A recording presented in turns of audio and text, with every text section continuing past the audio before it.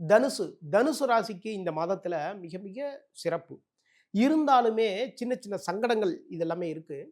ஏன்னா, ராசி அதிபதி 6ஆம் இடத்துல வக்ரகதி பெற்று சஞ்சாரம் பண்ணிட்டு இருக்காரு. நீங்க நெனைச்ச மாதிரியான ஒரு வேலை வாய்ப்பு இந்த டயத்துல கிடைக்கிறது கொஞ்சம் உள்ள கஷ்டம் தான்.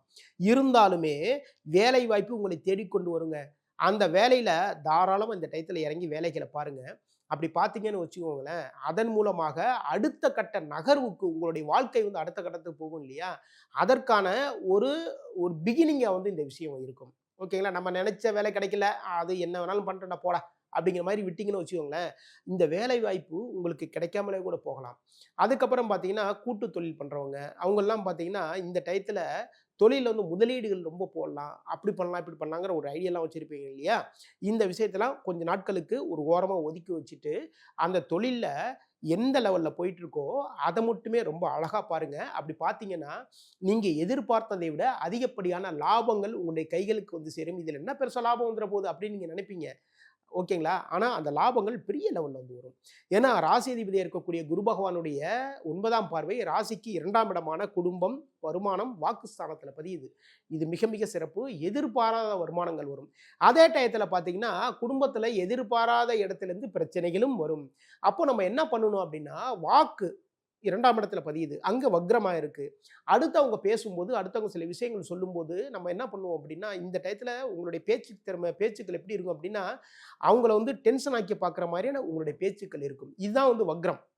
அப்போ இந்த விஷயத்த மட்டும் வந்து நீங்க ஓரளவு கரெக்ட்டா பார்த்துக்கணும். எப்பவுமேங்க நம்ம நெனைக்கிற மாரி எதிராளி வந்து பேசுவாங்க, நம்ம நெனைக்கிற மாரி செய்வாங்க அப்படின்ட்டு எப்பயுமே நம்ம நெனைக்க முடியாது இல்லையா? நெனைக்கவும் கூடாது. அப்போ இதுல வந்து ஒரு ஏமாற்றங்கள் வரும். குடும்ப நபர்கள்ட்ட பேசும்போது ரொம்ப கவனமா பேசிக்கோங்க. அதேமாரி தொழில் பண்றவங்க, சின்ன சின்ன பிசினஸ் பண்றவங்க, இவங்களுக்கெல்லாம் பார்த்தீங்கன்னா, வியாபாரத்தில் சின்ன அ குறைபாடுகள் இருக்கு. அந்த வியாபாரம் பண்றீங்க இல்லையா? அதுல இந்த அளவுக்கு வந்து வருமானம் வரும். லாபங்கள்லாம் வரும்னு நெனச்சிருந்திருப்பீங்க. அதுல சின்ன ஒரு குறைபாடு இருக்கு.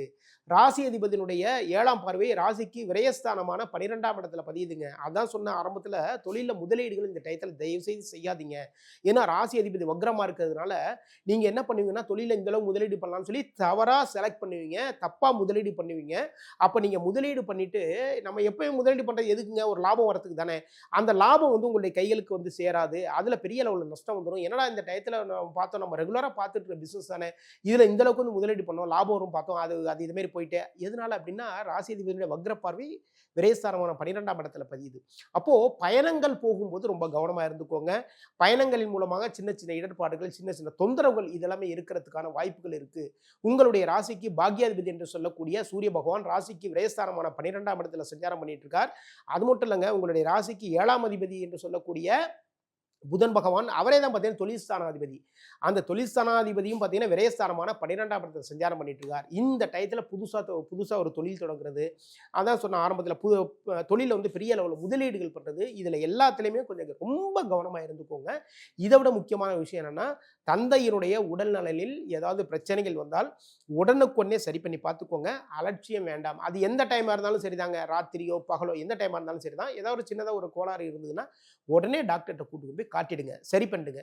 அதுக்கப்புறம் என்ன, அரசு வேலைகள்ல இருக்கிறவங்க, உங்களுடைய உயர் அதிகாரிகள் இருக்காங்க இல்லையா? அவங்க கிட்ட ரொம்ப கவனமா நடந்துக்கோங்க. அவங்க ஒரு சில வேலைகள் சொன்னாங்கன்னா, சொன்ன நேரத்துல ரொம்ப கரெக்ட்டா செஞ்சு குடுத்துருங்க. அதன் மூலமாக நல்ல விஷயங்கள் உங்களுக்கு கிடைக்கும்.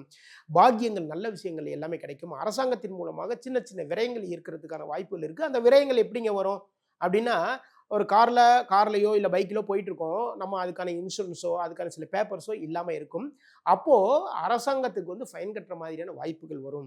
அப்போ இந்த விஷயத்துல ரொம்ப ரொம்ப கவனமா இருந்துக்கோங்க. உங்களுடைய ராசிக்கு 3ஆம் இடத்துல சனி பகவான் வக்ரகதியில சஞ்சாரம் பண்ணிட்டு இருக்கார். உங்களுடைய முயற்சிகளில் ரொம்ப பின்னடைவுகள் இதுவரைக்கும் இருந்துட்டே இருக்கும். ரொம்ப சிரமத்தை கொடுத்திருப்பார். இப்போ சனி பகவான் வக்ர நிவர்த்தி பெற்று சஞ்சாரம் பண்றார்.